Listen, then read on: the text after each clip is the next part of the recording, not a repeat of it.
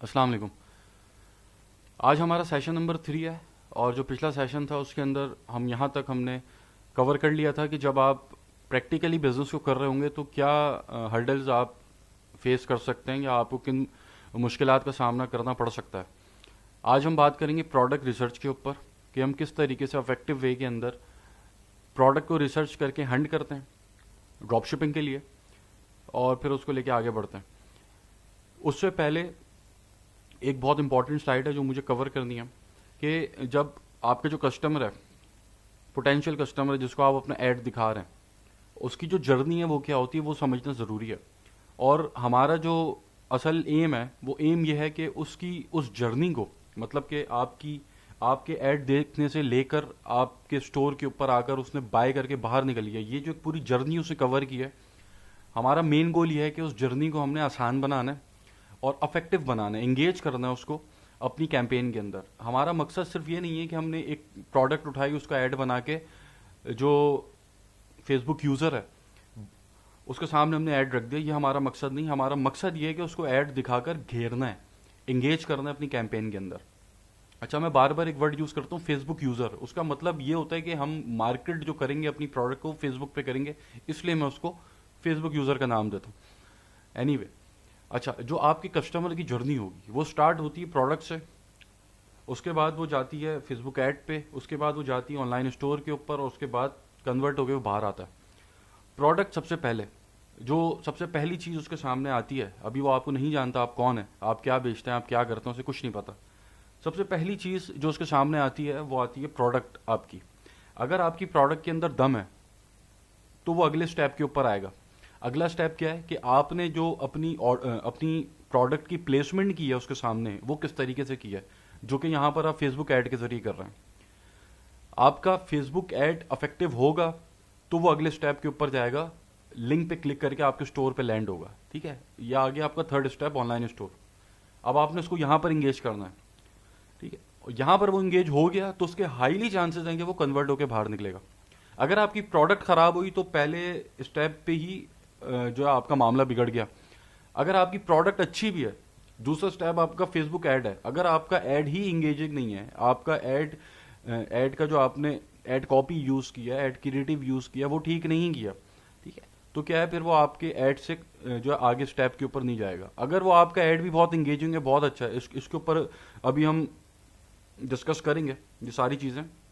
अगर आपका ऐड भी बहुत अच्छा है, इंगेजिंग है, सारी चीज़ें अच्छी हैं, अब वो आपके स्टोर के ऊपर आ गया, लेकिन आपका स्टोर ही इंगेज उसको मतलब अपने अंदर इंगेज नहीं कर पा रहा, तो फिर वो यहाँ पर जो है उसके बाहर निकलने के चांसेस बढ़ेंगे और फिर अल्टीमेटली कन्वर्ट वो नहीं होगा। तो ये कुछ स्टेप्स हैं जिसके ऊपर हमने काम करना पड़ता है कस्टमर को आसान अल्फाज के अंदर घेरने के लिए। ठीक है, उसको ज़्यादा से ज़्यादा हमने इंगेज करना है अपने साथ। मतलब एक दफ़ा उसने आपका ऐड देख लिया, अब आपकी पूरी कोशिश ये होनी चाहिए वो इधर उधर ना भटके, आता चला जाए, अंदर आता चला जाए। ठीक है? इसको थोड़ा अभी हम खोल के बात करते हैं। प्रोडक्ट की सबसे पहला जो स्टेप मैंने बताया कि प्रोडक्ट जो है आपकी, ये पहला स्टेप है एंगेजमेंट का, कस्टमर एंगेजमेंट का ये पहला स्टेप है। इसके ऊपर कुछ चीज़ें जिसका आपने ख्याल रखना है प्रोडक्ट हंटिंग के वक्त। अभी जब प्रोडक्ट हंटिंग में करूँगा इंशाल्लाह अगली स्लाइड के अंदर, तो उसको इन डेप्थ मैं आपको बताऊंगा। सबसे पहली चीज़ प्राइसिंग। देखें, ये ह्यूमन नेचर है कि सस्ती चीज़ की तरफ वो अट्रैक्ट होता है, महंगी चीज़ खरीदने से पहले वो 10 दफ़ा सोचता है।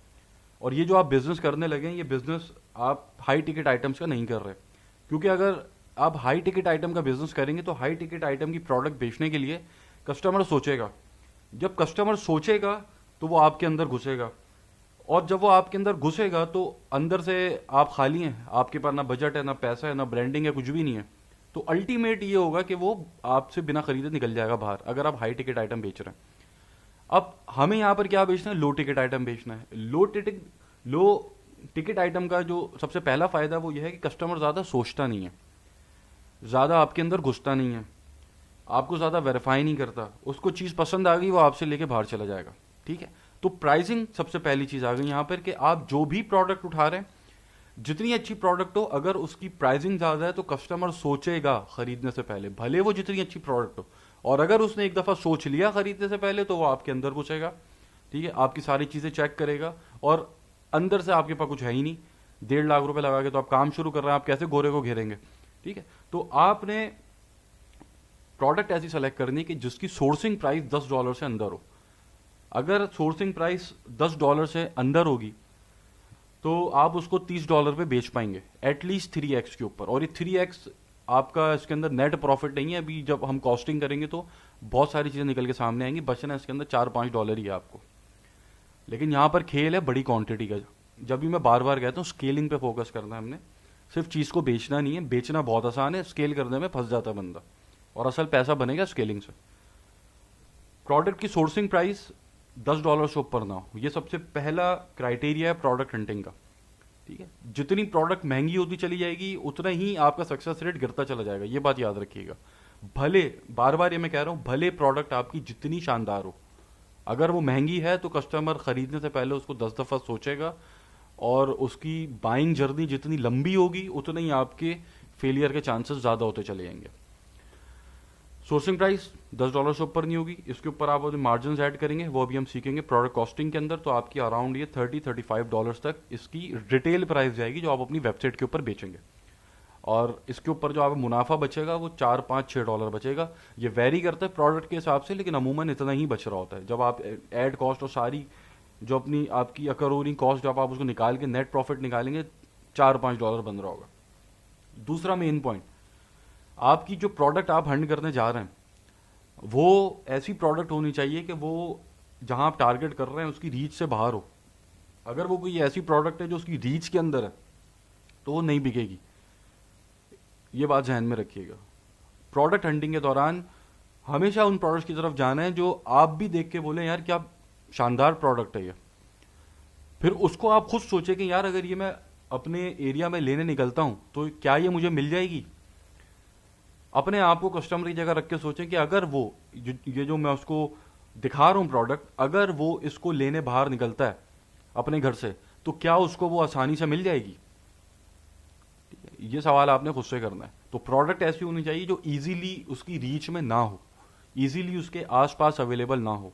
इसकी एग्जाम्पल ऐसा ना हो कि आप टूथब्रश बेचना शुरू कर दें, ठीक है, वो भी यूज का आइटम इंसान डेली इस्तेमाल करता है, लेकिन वो अपने घर से बाहर निकलेगा, सामने कोई उसको मार्ट मिलेगा, वहां से वो खरीद लेगा, वो आपसे क्यों लेगा फिर। ठीक है, आई होप ये समझ गए होंगे आप। अच्छा, मैं अभी इसी कोर्स के अंदर कुछ बैच 4 के सेशंस भी डाल दूंगा, उसके अंदर बहुत ज्ञान है, बहुत नॉलेज है, उसको भी साथ इसके रखिएगा। बल्कि मैं खुद से, जैसे ये सेशन है, इसके बाद अगर मुझे लगता है कि बैच 4 का ये सेशन होना चाहिए, उसको मैं ऐड करूंगा ताकि वो फिर एक रिदम के अंदर आप लोग चलते रहेंगे, कंफ्यूजन नहीं होगी। एनीवे, सेकंड पॉइंट है कि आपकी प्रोडक्ट जो है इजीली अवेलेबल ना हो। तीसरी और सबसे मेन पॉइंट कि आपकी प्रोडक्ट देखने के बाद उसके दिल के अंदर एक ख्याल आना चाहिए कि यार क्या शानदार प्रोडक्ट है। एवरेज प्रोडक्ट ना हो, ठीक है। सारी मेहनत आपकी प्रोडक्ट हंटिंग पे ही लगनी है, बाकी तो आगे काम कुछ है ही नहीं करने का। जो मेन काम आपका खून पसीना बहना है वो प्रोडक्ट हंटिंग पे बहना है। और शुरू से मैं एक बात कह रहा हूं, आपको बनाएगी भी प्रोडक्ट, बर्बाद भी प्रोडक्ट ही करेगी, ये बात अपने ध्यान में रखिएगा। आपकी प्रोडक्ट के अंदर वाव फैक्टर होना चाहिए। कोई ऐसी चीज आपकी प्रोडक्ट के अंदर यूनिक चीज होनी चाहिए कि जिसको देखकर आप खुद अगर अपने कस्टमर की जगह खुद को रखें तो आपका दिल ललचाए कि यार मैं इसको खरीद लेता हूं। ऐसी प्रोडक्ट होना चाहिए। तो ये 3 मेजर पॉइंट्स हैं जो आपने प्रोडक्ट हंटिंग के दौरान अपने जहन के अंदर रखने हैं, उसके बाद प्रोडक्ट हंट करनी है, ठीक है। और जब आप लोग प्रोडक्ट हंट करें और जब मुझे आगे वेरीफाई कराएं मुझसे, तो इस क्राइटेरिया के ऊपर उतर रही होगी प्रोडक्ट तो ही फिर मैं उसको देखूंगा, वरना मैं नहीं देखूंगा। तो ये 3 मेन चीजें जो आपने कंसिडर करनी है प्रोडक्ट हंटिंग के दौरान। उसके बाद अब आप आ जाते हैं फेसबुक एड्स के ऊपर। देखिए, फेसबुक एड्स के अंदर जो चीज आपके कस्टमर को नजर आ रही है वो 3 चीजें नजर आ रही है। सबसे पहली चीज तो एड क्रिएटिव आपको नजर आ रहा है उसको, कि जो आप उसको चीज दिखा रहे हैं वो किस तरह दिखा रहे हैं। क्या आप पिक्चर की फॉर्म के अंदर दिखा रहे हैं, क्या आप वीडियो की फॉर्म के अंदर दिखा रहे हैं, आपकी वीडियो की क्वालिटी कैसी है। आपकी वीडियो को देखकर आपकी प्रोडक्ट के बारे में उसको कोई कंफ्यूजन तो नहीं हो रही। ऐसा तो नहीं कि वो आपकी वीडियो देख रहा है, उसको समझ भी नहीं आ रहा ये है क्या। ऐसी बहुत आपको ड्रॉप शिपिंग की ऐसी बहुत सारी वीडियोस आती है मेरे सामने कि जिसको 4 दफा देखो उसके बाद जाके समझ में आता है कि बंदा बेच क्या रहा है, या ये जो प्रोडक्ट दिखा रहा है इसका यूज क्या है, यूज केस क्या है असल में। तो आपका जो क्रिएटिव है वो आई कैचिंग होना चाहिए, देखने जब वो आपका कस्टमर उसको देखे तो उसको पसंद आए कि यार